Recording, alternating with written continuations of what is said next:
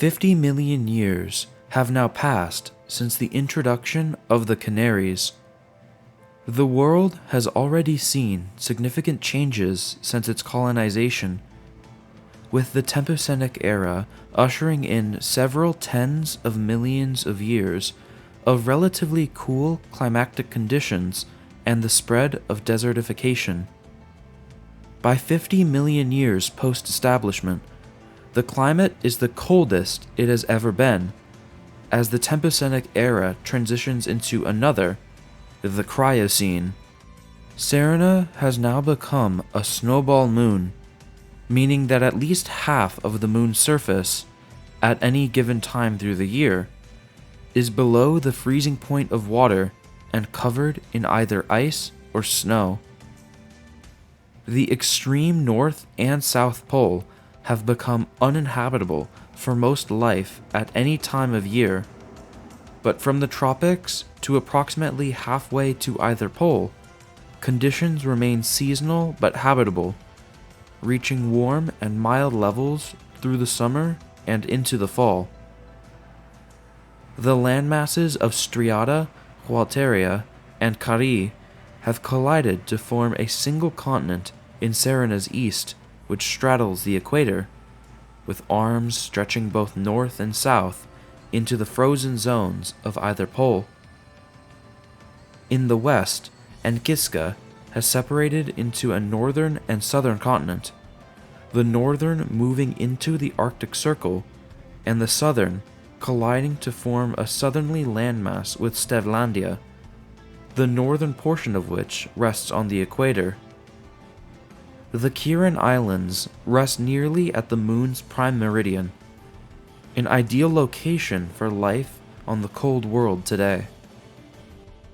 Increasingly cold climatic conditions have favored the refinement of adaptations that began to develop on Serina in the beginning of the Tempocenic. Better able to reproduce in environments where winters are harsher than other birds, the live-bearing aardgeese, which incubate their eggs inside of their bodies, have come to dominance over most environments away from the equator. No longer tied down by the need to keep an egg warm, they can breed in the early spring before the snow has fully melted, when any naked egg would be at a high risk to freeze solid if left for more than a few moments uncovered. Herds of grazers now migrate seasonally from one hemisphere to the other, avoiding the winter chill, some always following the summer sun, while the group which was once adapted generally as large herbivores has begun to dabble with forms specialized for other niches and diets.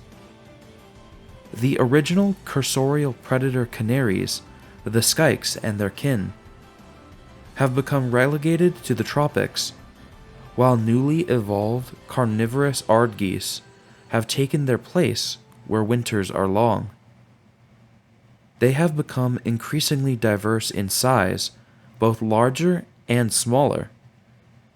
One group in particular, native to the frigid north, have become quite small and increasingly adapted towards burrowing to survive the cold.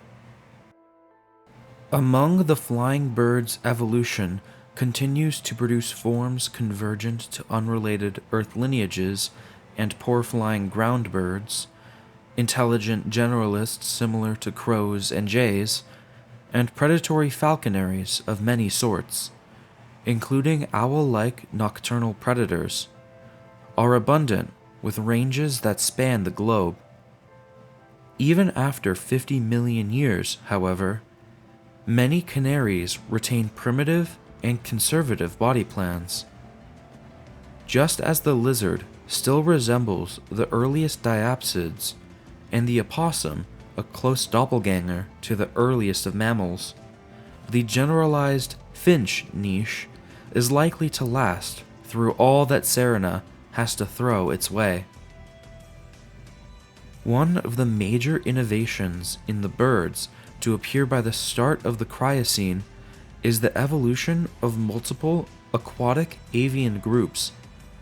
from both semi-aquatic, duck-like ancestors, which are still abundant worldwide, as well as from more airborne predatory groups, such as the fishing falconaries that converge upon auks.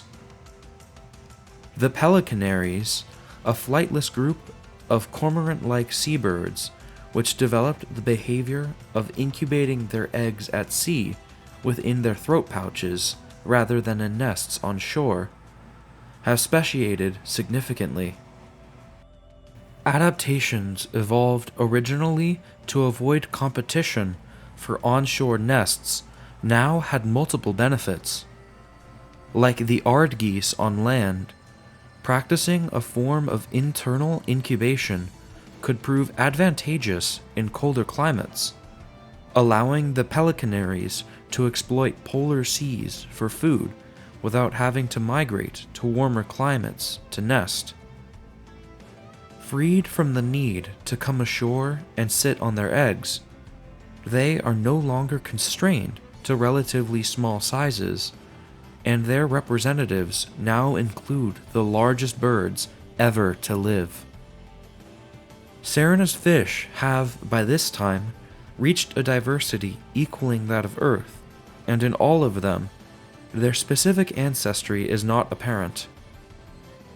Unlike the majority of Earth's fish, however, the majority are still live-bearing.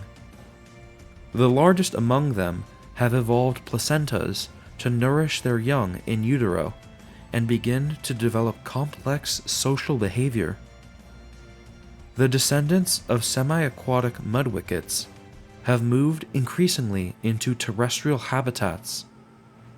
Though generally intolerant of dry conditions, they've cut their ties to open water almost completely, and many species have evolved to live entirely on land in moist environments, such as forest floors and jungles. Most species burrow to some extent. The ability to hibernate has evolved, allowing survival in even quite arid locales and regions with harsh winter temperatures. The flora of a snowball Serina has adapted as much, if not more than, the fauna.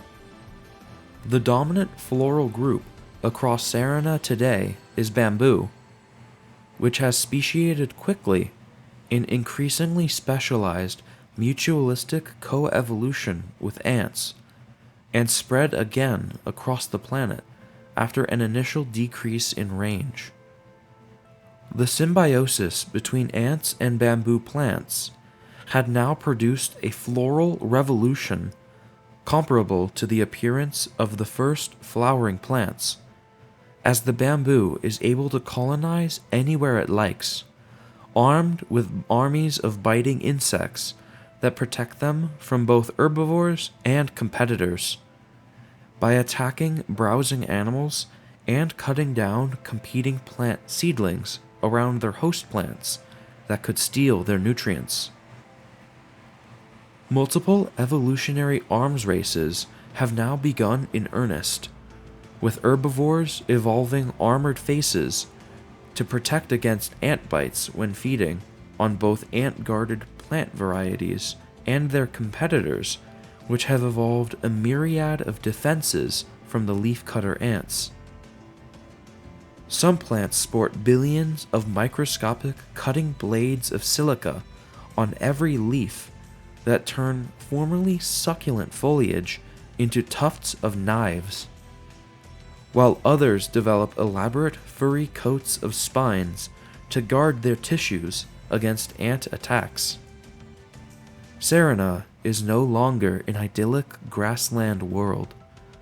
Now the plants themselves fight not only the animals that once fed freely upon them, but each other too. Sunflowers have adopted a new form in the face of harsh, dry climates. They lost their leaves and developed swollen tissues. The sunflower cactus spreads across Serina's drier parts and does particularly well in the harsh north. Where on earth grow conifers in the boreal forest? Serina's cold woodlands are predominantly of tall cactus lookalikes, descended originally from a common garden flower. Their thick, barrel-like shape resists drying winds, and thick coats of furry spines double as defense and insulation. Their ancestry can now often only be betrayed by when they bloom.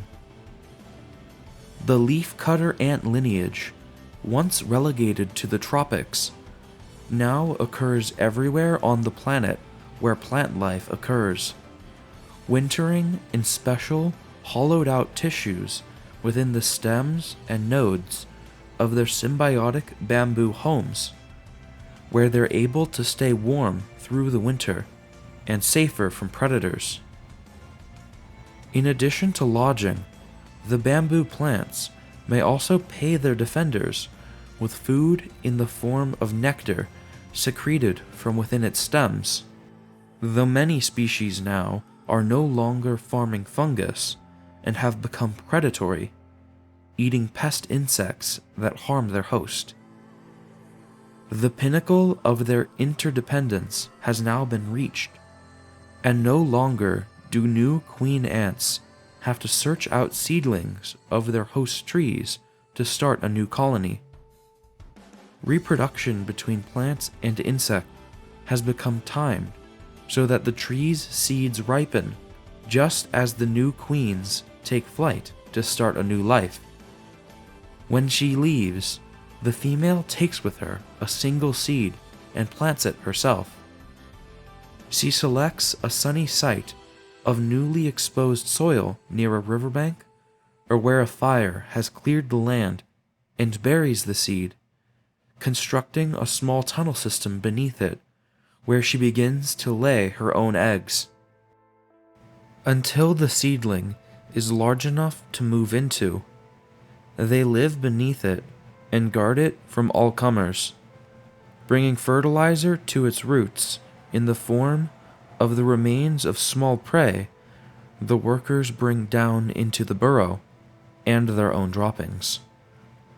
When the plant is large enough, the colony moves into it, typically just as autumn approaches, and there they spend the winter. Colonies of ants may inhabit the same bamboo plant for decades, and the queens are extremely long-lived. The proliferation of ant diversity has not gone unnoticed, and ant-eating animals have evolved in many different clades, specialized to make use of this resource other animals shy away from. A battle from many fronts between ants, birds, and plants rages on.